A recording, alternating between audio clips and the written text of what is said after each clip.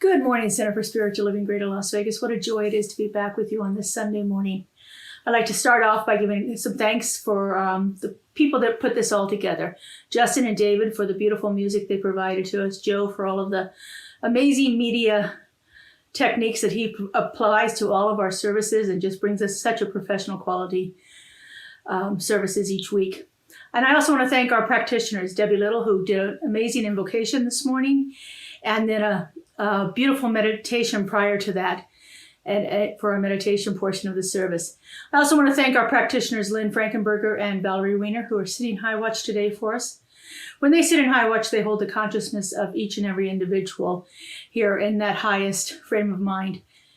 It is a wonderful opportunity that they have to be of service in this way. So we give great thanks to all of our practitioners. So as many of you may know, we were scheduled to be in person this morning at Anston Elementary School.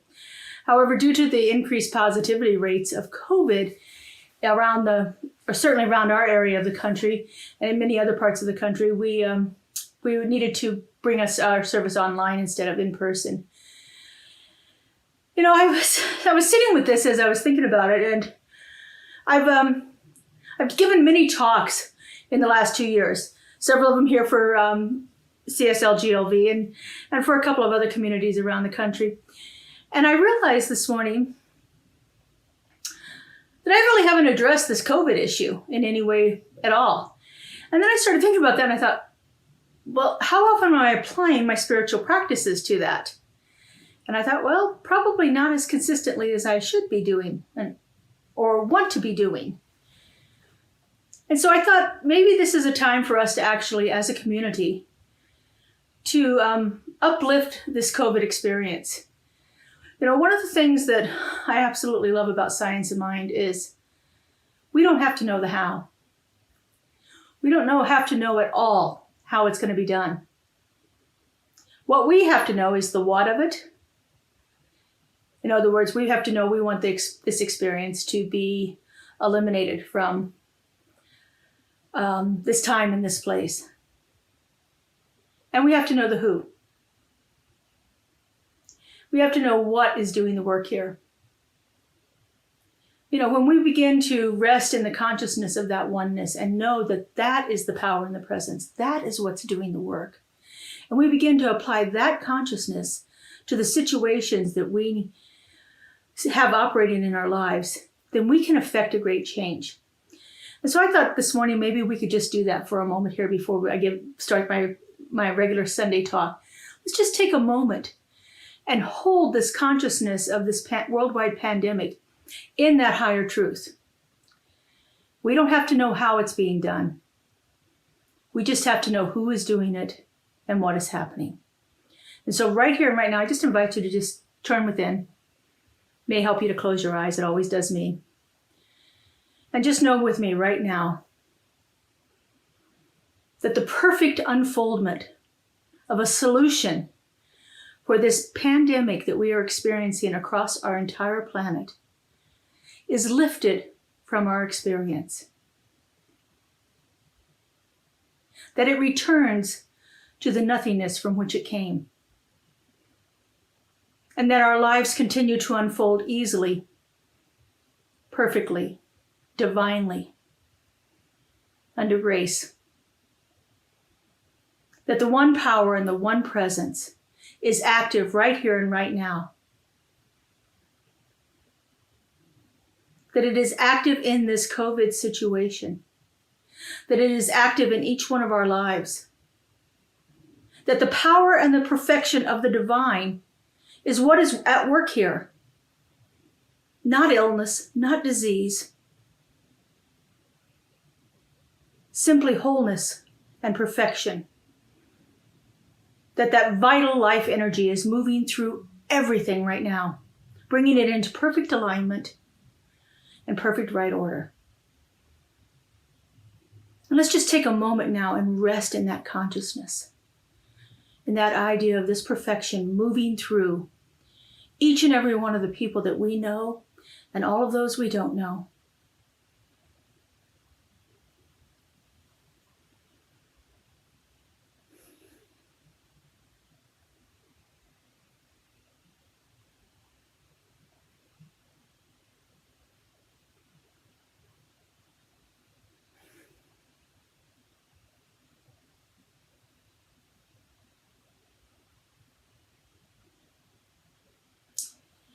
and resting in that consciousness and feeling that divine connection come alive within me, I know that the solution is already making its way into our experience. That the grace of the divine is the only thing happening here. And I just give thanks for it. And I allow it to unfold as it does, so beautifully and perfectly. I let it be, and so it is. Amen.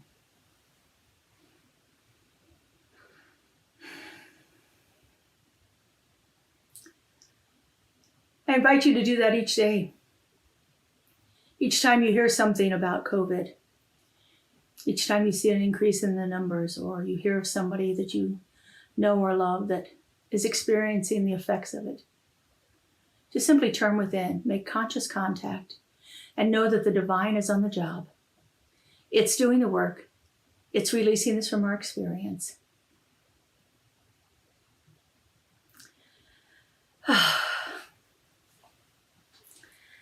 So this year we are looking at the theme, Living Everyday Wonder. And that also happens to be our theme for the month of January, Living Everyday Wonder. It's a beginning exploration of looking at the ideas of being in awe and wonder and coming at it from a place of curiosity. And everything that we experience in our life, if we can begin to look at it from that point of view, then the experiences that we have change. If we begin to shift how we look at things, then the things we look at change. Who said that? Wayne Dyer, I think, said that. Change, you look at, well, anyway, I can't remember. Anyway, it's a great quote. So today we're looking at the idea of what's happening right now. My title for today is Embrace the Now. Embrace the now. What do we know right now? What are we experiencing right now? Life only ever happens in the now.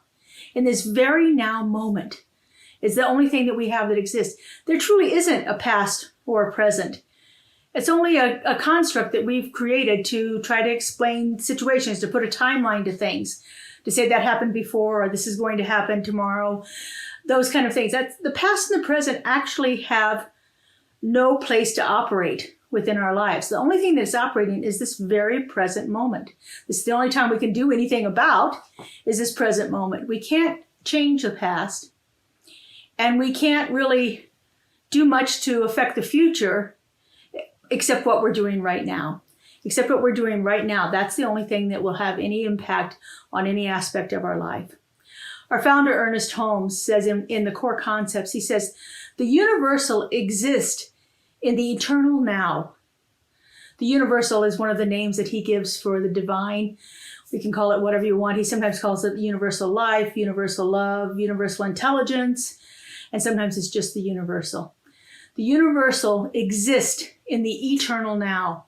Now is always happening. It's constant and eternal, and it is always this very moment, this very instant in time. This is all we have. I can't even affect the quote that I messed up on a few moments ago. I can't change what I'm going to say tomorrow unless I really rehearse it and get it memorized in my mind. And then still, it's up to the moment at what comes out. So the only thing I can do is work on the now. We are moving through our lives so often on autopilot. We're not paying attention to what's happening in the now. We are focused so much on either something that happened before this moment, or we're worrying about something that's going to be happening. And we spend so much of our time in those two places, just kind of moving through life automatically and not really paying attention to what's happening right now. I think that we can actually really begin to change the way we experience things when we actually begin to engage with our immediate experience. And there are lots of ways we can do that. We have lots of spiritual practices that help get us fully in the present moment. This month we're working with the book, What's in the Way is the Way by Mary O'Malley. And in her book she says, as your attention becomes engaged with what is happening right now, you will discover that there is a lot going on in and around you that you never notice. Life, it is life, and when you are curious, you make direct contact with it. Life is constantly going around us. It's constantly moving around us, and we don't even notice it. Sometimes this feels to me like those moments when I'm driving in a car and all of a sudden I'm at my destination and I don't remember a thing about getting there. Fortunately, I get there very safely, but it's like my mind has been so occupied in the entire journey that I don't even have a conscious awareness of what I drove by, what kind of cars were on the road, how much traffic there was. Any of the things that were happening in that present moment just seemed to be non-existent for me because I was so focused on the future or what I was going to be doing when I got to the place I was going that I wasn't engaged with what was happening right now inside of me. And I think we spend a lot of our times that way. A lot of our life is spent in this unconscious awareness of what's happening in our lives right now. We are just like it says, on autopilot, just heading right through there. But when we begin to tap into that immediate experience, whatever's happening in our lives right now, then we can begin to affect a change in our lives. We can't affect a change on the past or the future, but we can in the present moment. We can in the here and now. Oftentimes this is brought about because we're not actually realizing who we truly are. We've mistaken our true identity for something else. So we have this amazing human body that we have, and they have our bodies have all the different things that go along with it. But one of the things that's absolutely phenomenal is what's between our ears. Our brain, our human brain, is an amazing structure that is created specifically to help us navigate this existence right now. Unfortunately, I think what happens is we often spend too much time identified with this human brain and all of the thoughts that are moving through it. We have this dualistic nature. I spoke about this on one of the Wednesday night services. We have this dualistic nature about our brains, that we have this part of us that is constantly chattering, getting our attention, thinking up things. It doesn't spend a lot of time in the now, that part of our brain. It spends more of its time in the past and the present, in the future, than ever in the present moment. It's that the Buddhists call it the monkey mind. Joel Goldsmith calls it the carnal mind. The Mary O'Malley calls it the storyteller. It's that chattering part of our body, a consciousness that is just constantly moving, going, talking.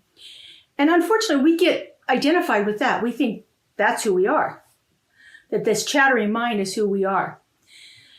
But the truth is, there's a part of us that's also aware of that chattering mind. There's a part of us that is fully conscious of that chattering mind when we put our attention on it. Then we can actually hear it chattering. We can actually hear the words that it's saying. Michael Singer calls this part of the mind the witness. It is the one that is hearing it. It is the one that knows that there's this chattering mind. That is our true self. That is that soul consciousness that has inhabited this body. That's the part of us that is divinely connected, that is so tapped into spirit that when we stop and we listen to it, when we stop the chattering mind and we give this higher mind, this self with a capital S, a place to operate in our experience, then we can shift our experiences. Our chattering mind, that monkey mind, that storyteller, as Mary O'Malley calls it, is constantly trying to do a few things. One, it's making up stories. It's trying to put reason to things. It's trying to explain what's happening in our lives in different ways. The other thing it does is it tries to control what's happening or fix what's happening. It doesn't like to see things that make it nervous, make it out of place, that make it feel uncomfortable. It wants to keep things all nice and lined up and everything going just the way it feels safe with everything going. But we're not meant to be that way. So this chattering mind will have all kinds of coping mechanisms. Sometimes it will tell us to avoid things. Now, sometimes that's a good thing. We need to avoid dangerous situations, but sometimes it's telling us to avoid things just because it doesn't want to deal with it. So what happens then, because of this chattering monkey mind, is that situations that we experience become problems in our lives.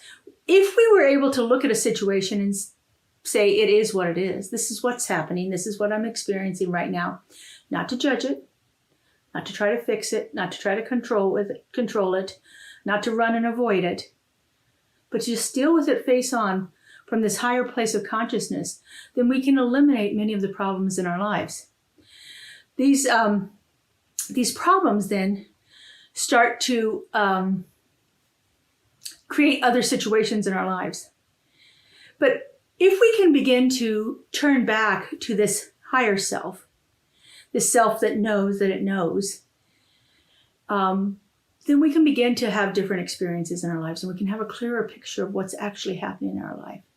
Mary O'Malley has an interesting way of putting this. She says you need to make a U-turn. A U-turn, a Y-O-U turn. She says the more often you can make a U-turn and become interested in what's arising inside of you, the less reactive you are, and the more quickly your reaction passes, opening you again to what is here for you in the now. Make a U-turn. Turn back to the you that is your higher self. Not the you that's reacting to the situation, but the you that can observe it, that can step back and witness it, to see that situation from a higher point of view. When we can begin to do that, we can really begin to change things in our lives.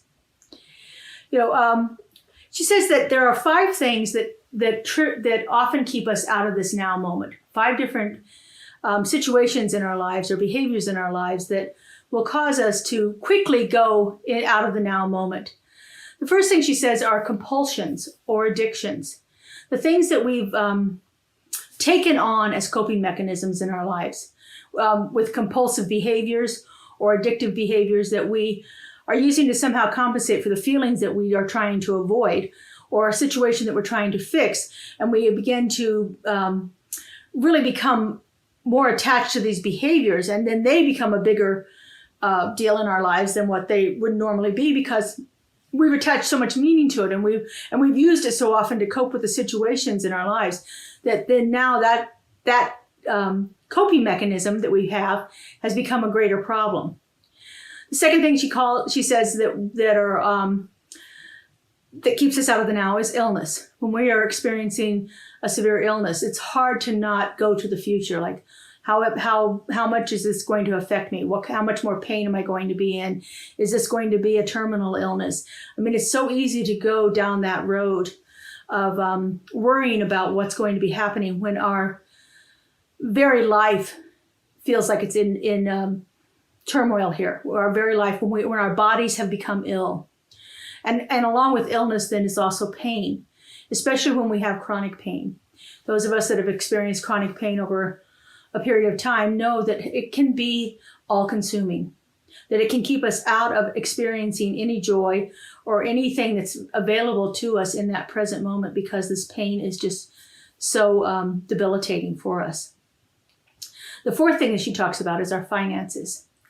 Our finances are one of those things that often, even if we are in good financial shape, we often worry about making sure that we maintain it. She says that we spend a lot of time awfulizing. We awfulize how much the finances are going to affect our lives. We watch things on the news and we hear things about the stock market in trouble, or the housing prices are dropping or rising, and we worry about all of the different things that we're going to have, taxes, inflation, gas rates, all of the different things that affect how we spend our money can actually become all-consuming again. And they keep us out of feeling that now moment and feeling the joy that's available to us. And the last thing she says that will keep us out of the now moment is people. People are one of the things that we have to deal with on a daily basis for the most part. And we get into relationships and we have encounters with people that can take us right out of the now very quickly. I know it's so easy to just sit in judgment of other people. I have found in my life that that's something I have to really constantly work at not doing. I don't want to be sitting in judgment of people. I want to see the presence of the divine in people. And I've gotten really good at that, but sometimes it still creeps up. It still creeps up every once in a while if I have to deal with someone that's difficult. And I don't think they're doing things the way I want them to be doing them. And so those kind of situations happen, and we are forced to engage with other people almost on a daily basis. And so if we are experiencing staying out of the now moment, look at some of these things that I've talked about here, these 5 behaviors that we engage in, and see if any of those things are active in your life right now that's keeping you out of feeling that now experience, keeping you out of the present moment and sending you into the past or the future. Over the next 11 months, we're going to be looking at all of our different life structures. We're going to be looking at our relationships, our work, our finances, our bodies, our health, our creativity, and different aspects of our life, and seeing how we are staying in the now, seeing how we are finding the wonder and the joy and the awe in each one of these experiences. I think it's a great set of themes that has been developed for us this year, and I'm really excited to go through this journey with you together. So let's take a moment and take this into prayer, into our spiritual mind treatment, into this idea of keeping ourselves fully present in this now moment. So our form of prayer is called spiritual mind treatment. It's an affirmative prayer. We have a very systematic way of moving through it. We have 5 stages. We recognize the presence of the divine. We unify ourselves with it. If God is all there is, then I have to be one with it. And then we speak truth in the form of affirmations. And we keep ourselves in the present moment as we are speaking these truths. And avoiding negative phrases and keeping it positive and present tense and personal and powerful. Those are the things that we like to do with our affirmations. And then we give thanks and we let it go. So I invite you to just take a moment and center yourself. Just turn within.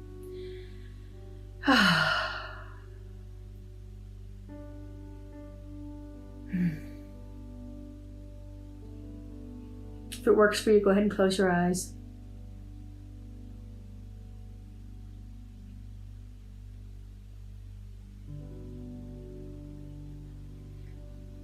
And so as I connect with my higher self, as I tap into that divine presence within my being,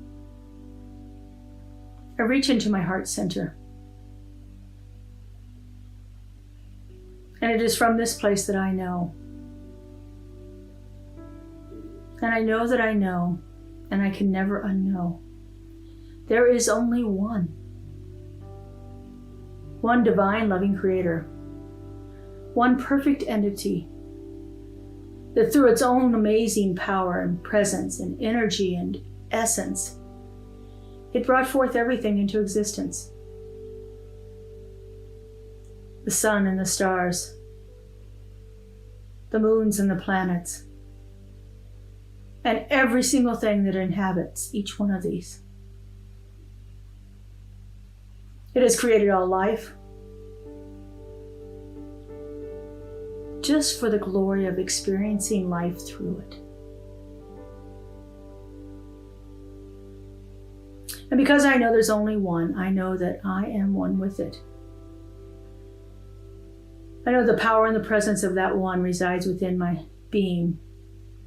It is moving itself through me into manifestation at all times. And as I know this is true for me, I know this is true for every other person. That each one of us is that unique, perfect emanation of the divine consciousness that is moving through and into all life. And so knowing this, I speak my word. I speak the truth that there is only this one universal, eternal now. It is the only thing that is ever operating in my experience. It is the only thing that is ever operating anywhere at any time. And resting in this universal, eternal now, life is filled with divine glory, with perfect manifestation. In this now moment, every need is met. Every single need is met in this perfect moment. And as we rest in this moment, we realize that we need nothing else. right here and right now. I breathe in and I breathe out. And that is absolutely all that I need in this perfect now. And how good it is to know this, how good it is to feel this power and this presence, how good it is to know that it is continuously operating and bringing me back to that perfect now. I'm so grateful to feel this. I'm so grateful to see it active in the world around me. And I'm so grateful to see it operating in each and every person I meet. And so I release this word into the law, to that creative mind that always says yes, that knows no lack or limitation, that only exists in this perfect now. I let it go and I let it be. And so it is. Amen.